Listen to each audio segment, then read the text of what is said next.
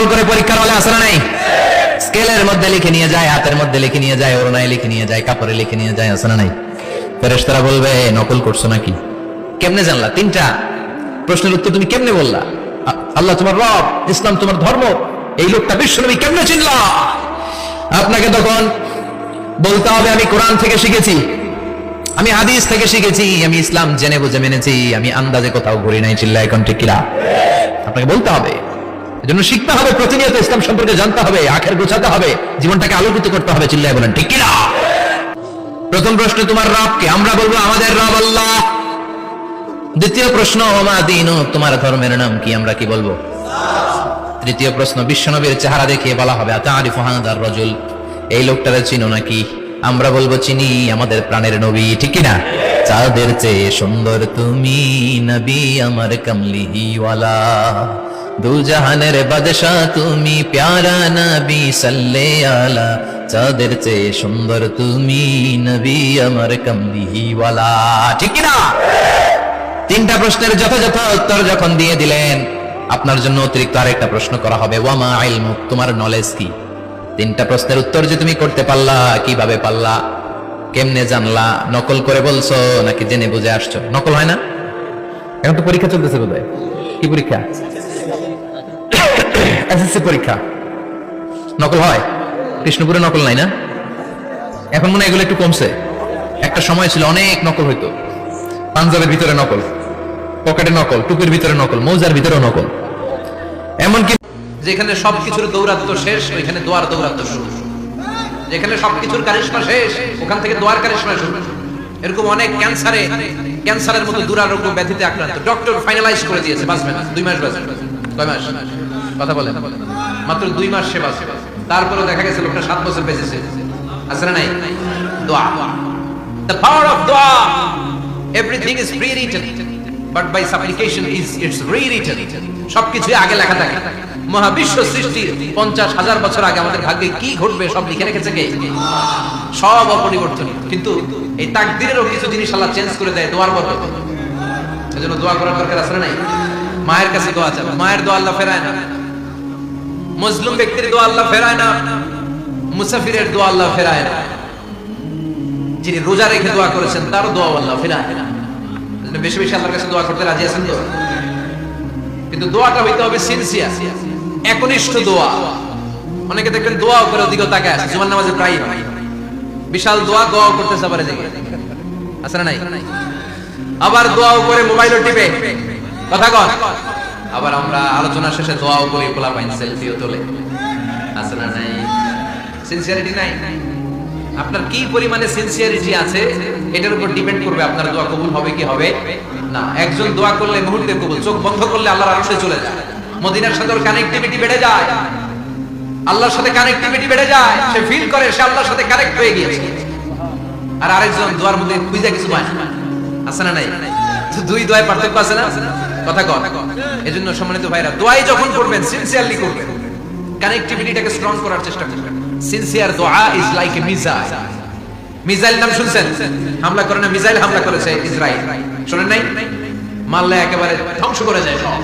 এই মিসাইল হামলা, ড্রোন হামলা, এগুলো লক্ষ্য বস্তু ভেদ করে ভয়ঙ্কর ভাবে, ইঞ্চি ইঞ্চি, মাইক্রো ইঞ্চি মেপে মেপে এমন ভাবে এই বোমাটা মারবে, ঠিক জায়গা মতো এটা ফিট হয়ে যাবে। তেমনি দোয়ার মতো আপনি যদি দোয়া করতে জানেন, একনিষ্ঠতার সাথে, সিনসিয়ারিটির সাথে যদি দোয়াটা করে ফেলতে জানেন, এই দোয়া মুহূর্তে আল্লাহর আরশে যেয়ে নক করবে। সুবহানাল্লাহ পড়ে। আর মুমিনের দোয়া কখনো ফেরত যায় না, দোয়া করলেই মুমিনের দোয়া কবুল করে নেয় কে? আপনি জীবনে যত দোয়া করছেন সব কবুল। All of your supplications are accepted. Whatever you have supplicated to your Lord, যাই চেয়েছেন সব কবুল। অনেকে বলে হুজুর একটা কথা বলি, সব দোয়া বুঝি কবুল? কত দোয়া করলাম, জীবনে কত কিছু চাইছি, কই কিছু তো দেয় না, এরকম আছে না নাই? অনেকে বলে হুজুর কত চাইলাম আল্লাহ আমারে দিল না। 5টা আল্লাহ মেয়ে দিয়েছে, একটা ছেলের জন্য কাবাগর ধরেও দোয়া করে আসছি, হাজরে আসওয়াদ ধরে দোয়া করে আসছি, মুলতাসামে দোয়া করে আসছি, আরাফাতের ময়দানে দোয়া করছি, কই আল্লাহ দিল না। আর আপনি ওয়াজে যত দোয়া করছেন সব কবুল করে নিছে কে? কথা ঠিক হয়ে গেল না? আমি বললাম সব দোয়া কবুল, আর আপনারা কই দিয়েছেন কই কত কিছু তো পাই নাই। আল্লাহ দোয়া কবুল করার 3টা পদ্ধতি আছে। কয়টা? আপনাদের জিমানি আসছে, কথা শুনতেছেন তো? 3টা পদ্ধতিতে তিনি দোয়া কবুল করেন। চিল্লায় বলেন কয়টা? আপনি দোয়া করা মাত্রই আল্লাহ এই দোয়াটা অ্যাকসেপ্ট করে নেয়। আল্লাহ বলে accepted, rejected he never Sage your সাপ্লিকেশন is rejected. তোমার দোয়া রিজেক্ট করে দিলাম, এটা আল্লাহ কখনো বলে? সুবহানাল্লাহ বলবেন না? দোয়া করা মাত্রই কবুল করে কে? তবে তিনটা পদ্ধতিতে করে। চিল্লা বলেন তো কয়টা? যখনই যা চাইবেন আল্লাহ বলে দেব দেব দেব দেব না, কখনো বলে না। তিন পদ্ধতিতে কবুল হয়। পদ্ধতি নাম্বার 1, কোন বিষয় আল্লাহর কাছে চাইলেন, দোয়া করলেন, আল্লাহ বলে দেব দেব বলেই তিনি দিয়ে দেয়, ফলে আপনি পেয়ে যান, আপনি খুশি। সুবহানাল্লাহ। মুমিনদের কাছে এসে মালাকুল মাউত একজন যুবকের বেশে সাদা ধবধবে জুব্বা পরে সুগন্ধি মেখে মুমূর্ষু ব্যক্তির শিয়রে বসে বলে, ইয়া আইয়াতুহান নাফসুল মুতমাইন্নাহ, হে প্রশান্ত আত্মা, উখরুজি ইলা মাগফিরাতিল্লাহি ওয়া রিদওয়ানি, আল্লাহর ক্ষমা আর দয়ার দিকে বের হয়ে আসো। বলা মাত্রই মুমিনের আত্মাটা স্মুথলি বের হয়ে আসে। কাফান মিন আকফানিল জান্নাহ, হানুত মিন হানুতিল জান্নাহ, জান্নাত থেকে আনা সুগন্ধি কাফনের মধ্যে পেঁচিয়ে তিনি রূহটাকে নিয়ে ইল্লিনে চলে যায়। সরাসরি দেখে মালাকুল মাউতকে। আর যারা ইসলাম বিরোধী, কোরআন বিরোধী, তাদের সামনে এসে মালাকুল মাউত ত্রাস সৃষ্টি করে। আগে ধমক। হাইওয়েতে মাঝে মাঝে ডাকাতি হয় না? বাসগুলোর মধ্যে যখন ডাকাতি হয়, বাসে থাকে 50 জন, ডাকাত ঢুকে 5 জন, এই 5 জনের ভয়ে সবগুলো পেশাব করে দেয়। কারণ ত্রাস সৃষ্টি করে। এসেই চাইনিজ কুড়াল দিয়ে আগে কুবায় দেয় 4-5 জনের। রক্ত দেখে কি দেওয়ার সব আগে রেডি করে রাখে। মালাকুল মাউত এসে কাফের নাস্তিক মুশরিকদের সামনে সেরকম একটা ত্রাস সৃষ্টি করে, ভয়ে লোকটা কাঁপতে থাকে। ওর কাছে ভদ্র ভাষায় কথা বলে না, সুন্দর জামা পরে আসে না, কালো কুচকুচে চেহারা, ভয়ঙ্কর একটা রূপ নিয়ে, আকৃতি নিয়ে ইসলাম বিরোধীদের মাথার সামনে আসে, দুর্গন্ধযুক্ত চেহারার দেহ নিয়ে ধমক দিয়ে বলে, ও পাপাত্তা, ইয়া আইয়াতুহান নাফসুল খাবিসা উখরুজি ইলা গাদাবিল্লাহ, হে পাপাত্তা, আল্লাহর রাগ, ক্রোধ আর গজবের দিকে বের হয়ে আয়। মুমিনের আত্মা বলার সাথে সাথে যেমনি মুমিনের দেহ থেকে বের হয়ে জান্নাতি কাফনের ভেতরে ঢুকে, কাফেরদের আত্মাও কি এরকম তাড়াতাড়ি বেরোতে চায় নাকি? কাফেরদের আত্মা বেরোতে চায় না। ডানে দৌড়, বায়ে দৌড়, সামনে দৌড়, পেছনে দৌড়, আহা, দৌড়াদৌড়ি করে। মালাকুল মাউত এটাকে টেনে হিচড়ে, একটা জীবিত ছাগলকে জবাই না করে তার চামড়া উল্টা দিকে টেনে হিচড়ে বের করলে ছাগলটা যত কষ্ট পায়, এর চেয়ে কমসে কম 70 গুণ বেশি কষ্ট দিয়ে কাফের মুশরিক আর গাদ্দারদের রূহ কবজ করা হয়। আল্লাহ এই পরিস্থিতি থেকে তুমি আমাদের বাঁচাও। মুমিনদের রূহ যেমনি কবজ হয়, ওইভাবে রূহ কবজের ব্যবস্থা করে দিও। ইমানের মৃত্যু নসিব করে দিও, শাহিদি মৃত্যু নসিব করে দিও। আমাকে শহীদ করে সেই মিছিলে শামিল করে নিও, যে মিছিলের নেতা মীর হামজা খোবায়েবে খাব্বাব, আল্লাহর কাছে ছিল অতি প্রিয়, শামিল করে নিও। আমাকে শহীদ করে সেই মিছিলে শামিল করে নিও। পড়েন আমিন। আর জোরে পড়েন আমিন। 2 প্রকারের নারীর দোয়া আল্লাহ তাআলা কখনো কবুল করেন না। 1 নম্বর, যে সমস্ত নারীরা হিংসা করে, এই সমস্ত নারীর দোয়া আল্লাহ তাআলা কবুল করেন না। হিংসা মানুষের ভিতরে রয়েছে, প্রত্যেকটা মানুষের ভিতরে, কিন্তু নারীদের ভিতরে হিংসার প্রবণতা একটু বেশি। এই হিংসার কারণে নারীরা অধিকাংশ বেশি জাহান্নামের ভিতরে যাবে। নবী করিম সাল্লাল্লাহু আলাইহি ওয়াসাল্লাম যখন মেরাজ থেকে তিনি ফিরে আসলেন, আসার পরে নারী সাহাবীদেরকে ডাক দিয়ে বললেন, এ আমার নারী সাহাবীরা শোনো, আমি যখন জাহান্নাম ভ্রমণ করলাম, জাহান্নাম ভ্রমণ করার পরে আমি সেই জায়গায় দেখতে পেলাম আমার নারী সাহাবীরা সবচাইতে বেশি এই জাহান্নামের ভিতরে। তার ভিতরে একটা মাত্র কারণ হলো তাদের হিংসা। এই হিংসার কারণে তারা সবচাইতে বেশি জাহান্নামের ভিতরে যাবে। সুতরাং তোমাদের যাদের অন্তরের ভিতরে হিংসা রয়েছে, আজ থেকে সমস্ত হিংসা বিদ্বেষগুলো তোমরা ভুলে যাও। তোমরা তোমাদের স্বজন প্রীতি বাড়িয়ে দাও। তোমরা হিংসাগুলো ভুলে গিয়ে আল্লাহ তাআলার ইবাদতের ভিতরে মগ্ন হও। তোমরা দান সদকা বেশি বেশি আল্লাহ তাআলার কাছে করো। যদি তোমরা দান সদকা করো, তোমাদের হিংসা মন থেকে চলে যাবে, তোমাদের হিংসাগুলো আস্তে আস্তে দূরীভূত হয়ে যাবে। এজন্যই তোমরা আল্লাহ তাআলার রাস্তায় দান বেশি করা শুরু করে দাও। এজন্য যাদের ভিতরে এই হিংসার প্রবণতা রয়েছে, হিংসা রয়েছে, ওই সমস্ত মা বোনেরা বেশি বেশি আল্লাহর রাস্তায় দান করবেন। তা না হলে কিন্তু আপনি আল্লাহ তাআলার কাছে যাই চাইবেন না কেন, আল্লাহ তাআলা আপনার দোয়াটাকে কবুল করবে না। এজন্য মা বোন যারা রয়েছেন তারা এই হিংসা থেকে আপনারা ফিরে আসবেন, হিংসার পথে আপনারা যাবেন না। মা বোনদের ভিতরে বেশিরভাগ এই সিস্টেম রয়েছে, একজনের যদি ভালো কিছু কিনে দেয় তো এটা দেখে তার সহ্য হয় না, ওর আছে আমারও লাগবে। পুরুষের ভিতরে কিন্তু এই প্রবণতাটা নাই। এজন্য মা বোন যাদের ভিতরে এই হিংসা রয়েছে, সবাই আবার না, তো যাদের ভিতরে রয়েছে, ম্যাক্সিমামের ভিতরে রয়েছে, তারা আপনারা হিংসা বিদ্বেষ ভুলে যাবেন। তা নাহলে আপনারা আল্লাহ তাআলার দরবারে দোয়া যদি করেন, এই দোয়া কিন্তু আল্লাহ তাআলা কবুল করবে না। এরপরে 2 নম্বর, যে সমস্ত নারীরা স্বামীর শুকরিয়া আদায় করে না, সব সময়ের জন্য স্বামীর নাশুকরি আদায় করে, স্বামীর হুকুম আহকামগুলো মানে না, স্বামীর সেবা যত্ন করে না, ওই সমস্ত নারীর দোয়া আল্লাহ তাআলা কবুল করেন না। আমাদের অনেক মা বোন রয়েছে আলহামদুলিল্লাহ, তারা প্রচন্ড স্বামীর খেদমত করে, সব সময়ের জন্য চিন্তা করে স্বামীর কিভাবে মঙ্গল কামনা করা যায়, কিভাবে স্বামীর খেদমত করা যায়, কি করলে স্বামী খুশি হয়, কোন রান্নাটা করে স্বামীকে খুশি করব, এরকম প্রত্যেকটা মুহূর্তে স্বামী কোনটা করলে ভালো লাগে সেটার দিকে তারা মনোনিবেশ করে। আর কিছু কিছু মা বোন রয়েছে তারা চিন্তা করে যে স্বামী শুধুমাত্র কি আমার কাছে হুকুম জারি করবে, আমি স্বামীকে চালাবো, স্বামী আবার কি, এরকম মন মানসিকতা রয়েছে তাদের। স্বামীর কোনো কথাই তারা মানতে চায় না, সব সময়ের জন্য স্বামী যেটা বলে তার উল্টা চলে। এক ব্যক্তির বউ পানিতে ডুবে গিয়েছে, নদীতে যাওয়ার পরে বলতেছে যে ভাই তোমার বউ দেখলাম যে নদীতে গোসল করতে যেয়ে পানিতে ডুবে গেছে, এখন স্রোত যেদিকে যায় তার উল্টা দিকে ওই ব্যক্তি খোঁজ করার জন্য যাচ্ছে। তখন বলতেছে কি ব্যাপার, যেদিকে স্রোত যাচ্ছে তোমার তো ওই দিকে যাওয়ার কথা, তুমি কেন উল্টা দিকে যাচ্ছ? কারণ আমি জানি যে ও স্রোতের দিকে যাচ্ছে না, স্রোতের উল্টো দিকে যাচ্ছে। কেমনি? সারা জীবন আমি ওকে যা বলেছি প্রত্যেকটা কথা তার উল্টা করেছে, একটা কথা আমার শুনে নাই, সব কথা উল্টা করেছে। তাই আজকে যখন সে ডুবে যাচ্ছে আমি শিওর ও স্রোতের বিপরীতেই যাচ্ছে, ও স্রোতের মুখোমুখি যাচ্ছে না, এখানেও উল্টা যাচ্ছে। এরকম কিছু কিছু ঘাট তারা মা বোন রয়েছে। তো আপনার যদি ভিতরে যদি এই দুইটা অভ্যাস থাকে, আজকে আপনারা এই দুইটা অভ্যাস পরিত্যাগ করেন, তা নাহলে কিন্তু আপনারা মারাত্মক বিপদের ভিতরে পড়ে যাবেন। আল্লাহ তাআলার দরবারে আপনার দোয়া কবুল হবে না, কিন্তু কাল কিয়ামতের ময়দানে আল্লাহ তাআলার দরবারে আসামির কাঠগড়ায় আপনারা কিন্তু দাঁড়িয়ে যাবেন। গোসলের পানিতে লবণ মিশিয়ে গোসল করলে যেই 5টি রোগ ভালো হয়ে যায় জানলে আপনি অবাক হয়ে যাবেন। সম্মানিত প্রিয় ভাই বোনেরা, আমাদের দৈনন্দিন জীবনে এমন কিছু সহজ ও প্রাকৃতিক পদ্ধতি আছে যা শরীরের জন্য অনেক উপকারী। অনেকেই জানেন না যে গোসলের পানিতে সামান্য লবণ মিশিয়ে গোসল করা শরীরের জন্য কতটা উপকারী। লবণের মধ্যে এমন কিছু প্রাকৃতিক উপাদান রয়েছে যা ত্বক পরিষ্কার করতে এবং শরীরকে সতেজ করতে আর শরীরের বিভিন্ন সমস্যা দূর করতে সাহায্য করে। সুতরাং আপনি যদি নিয়মিত না হলেও মাঝে মাঝে গোসলের পানিতে সামান্য লবণ মিশিয়ে গোসল করতে পারেন, ইনশাল্লাহ আপনার 5টি রোগ ভালো হয়ে যাবে। 1 নাম্বার, চর্মরোগ দূর হয়ে যাবে। আপনি যদি গোসলের পানিতে সামান্য লবণ মিশিয়ে গোসল করতে পারেন, ইনশাল্লাহ আপনার চর্মরোগ ভালো হয়ে যাবে। 2 নাম্বার, চুলের খুশকি দূর হয়ে যাবে। যাদের মাথায় কিংবা চুলে সমস্যা আছে, আপনি যদি গোসলের পানিতে সামান্য লবণ মিশিয়ে গোসল করতে পারেন, ইনশাআল্লাহ আপনার চুলের খুশকি এমনকি সকল মাথার সমস্যা দূর হয়ে যাবে। 3 নাম্বার, ঘাড় ব্যথা, শরীর ব্যথা কমে যাবে। যাদের ঘাড় ব্যথা করে, মাজা ব্যথা করে, কোমর ব্যথা করে, হাঁটু ব্যথা করে, আপনারা যদি গোসলের পানিতে সামান্য লবণ মিশিয়ে গোসল করতে পারেন, ইনশাআল্লাহ সকল ব্যথা দূর হয়ে যাবে। 4 নাম্বার, চুলকানি এবং অ্যালার্জি কমে যায়। যাদের শরীরে চুলকানি অথবা অ্যালার্জি আছে, আপনারা যদি গোসলের পানিতে সামান্য লবণ মিশিয়ে গোসল করতে পারেন, ইনশাআল্লাহ চুলকানি এবং অ্যালার্জি দূর হয়ে যাবে। 5 নাম্বার, ত্বক ভালো এবং সুস্থ থাকবে।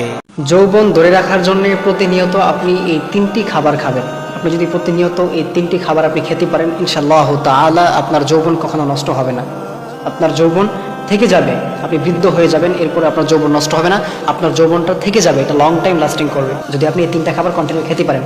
কিন্তু আমরা এই 3টা খাবার খাই না, আমরা উল্টাপাল্টা খাবার খাই। বর্তমান জেনারেশনের যে খাবারগুলো আছে এগুলো অনেক এলোমেলো, এগুলো খাবার কারণে আমাদের যৌবন নষ্ট হয়ে যায়। দেখা যায় বয়স কেবল 30 হয়েছে, 30 কেবল ক্রস করেছে বা 40 ক্রস করেছে, এর মধ্যে যৌবন শেষ, আর অবস্থা খারাপ, আর চলে না।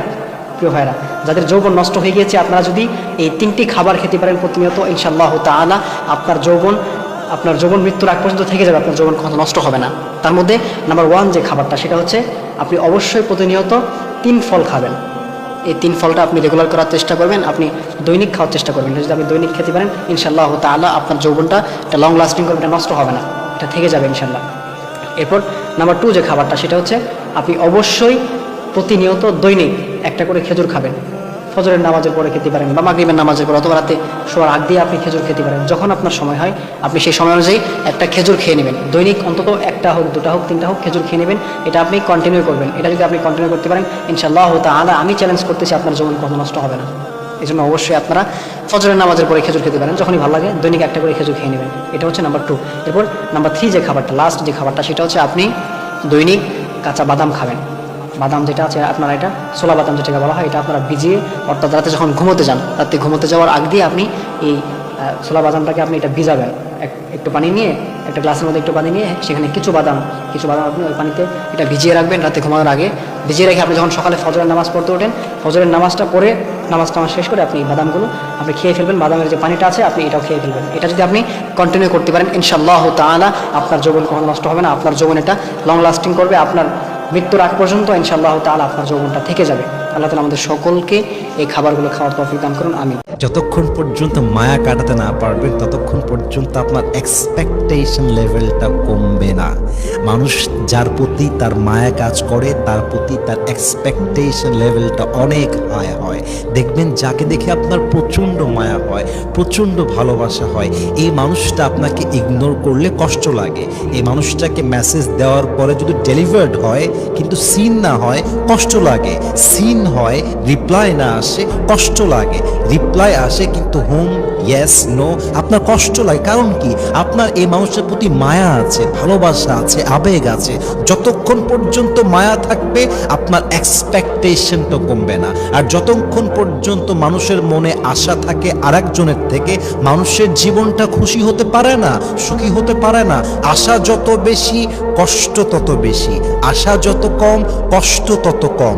যাকে দেখে যত বেশি আপনার মায়া হয় এই মানুষটা আপনাকে তত বেশি কষ্ট দিয়ে ভাঙবে। আরে মানুষ তো এমন প্রাণী, যদি আপনি মানুষকে বলেন যে তোমাকে ছাড়া আমি বাঁচতে পারবো না, মরে যাব, মানুষ এত বেঈমান যে আপনাকে শেষ পর্যন্ত মেরেই ফেলবে, ঠিক কিনা বলেন আপনার সবাই? এই জন্য কখনো কোনো ব্যক্তির প্রতি অতিরিক্ত মায়া রাখবেন।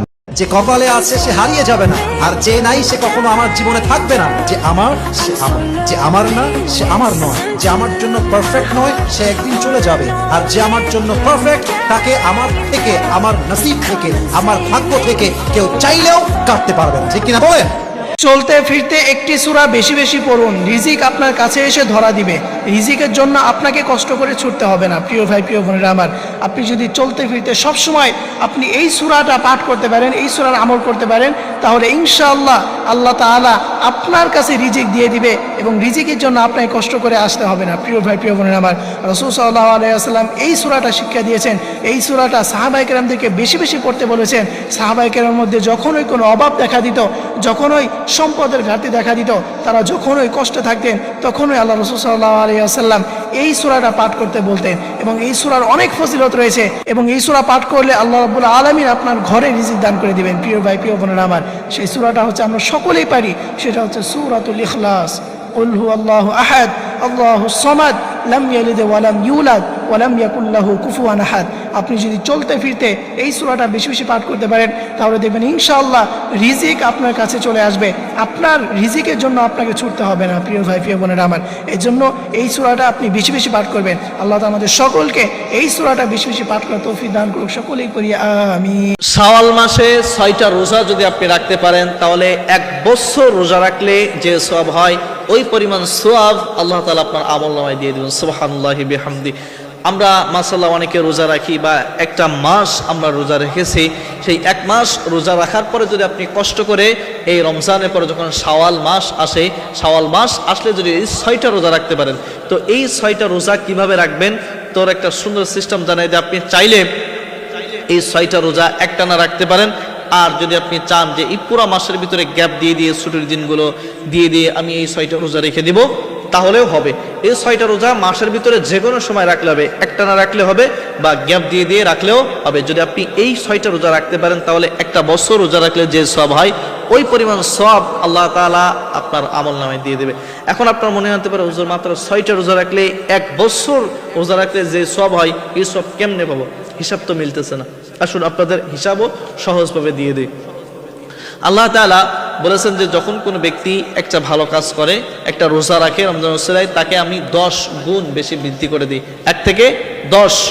তাহলে আমরা যে 30টা রমজানের রোজা রাখলাম, এই 30কে যদি আমরা ক্যালকুলেটরে হিসাব করি 10 দিয়ে গুণ দেই তাহলে কিন্তু 30 গুণ 10 300 হয়ে যায়। তা আমরা জানি বছরে 365 দিন হয়। তো 300 দিন যদি আপনারা এই রমজান রোজা রাখার কারণে 300 দিনের ফজিলত যদি আপনি পেয়ে যান, 300 দিন রোজা রাখার সব পেয়ে যান, থাকে মাত্র 60 দিন। তাহলে এই শাওয়াল মাসের 6টা রোজা যদি রাখেন তাহলে 6 গুণ 10 কিন্তু এই 60 দিন পূরণ হয়ে যায়। এরপরে আর থাকে মাত্র 5 দিন। 365 দিনের ভিতরে 360 দিন হয়ে গেলে আর থাকে 5 দিন। তো বছরে 5টা দিন কিন্তু রোজা রাখা হারাম। এজন্য এই 5 দিন ব্যতীত বাকি প্রত্যেক দিন 1 বছর রোজা রাখলে যে সব হয় সে সব কিন্তু হয়ে যাবে। এই কোন 5 দিন রোজা রাখা হারাম? তার ভিতরে একদিন হলো ঈদ উল ফিতর, একদিন হলো ঈদ উল আজহা, আর বাকি 3 দিন হলো ঈদ উল আজহার পরের 3 দিন। এই 5টা দিন বছরে রোজা রাখা হারাম। এছাড়া বাকি যে কোনো দিন আপনি চাইলে রোজা রাখতে পারবেন। তাহলে এই 6টা রোজার অনেক ফজিলত, শাওয়াল মাসের 6টা রোজার। এজন্য আপনারা কেউ যেন কারোর জন্য মিস না হয়, শাওয়াল মাসের 6টা রোজা অবশ্যই প্রত্যেকটা মানুষ আপনারা রাখবেন।